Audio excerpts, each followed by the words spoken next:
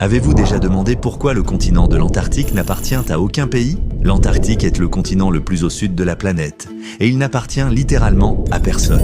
C'est une vaste région presque aussi grande que 2 fois l'Australie et plus grande que les États-Unis, la Chine ou le Canada. De plus, sa taille change selon les saisons. En hiver, lorsque la glace s'accumule, l'Antarctique devient plus grand que la Russie. En été, il se rétrécit à nouveau. L'histoire commence il y a plus de 200 ans, lorsque l'Antarctique a été découvert, attirant immédiatement l'attention de plusieurs nations.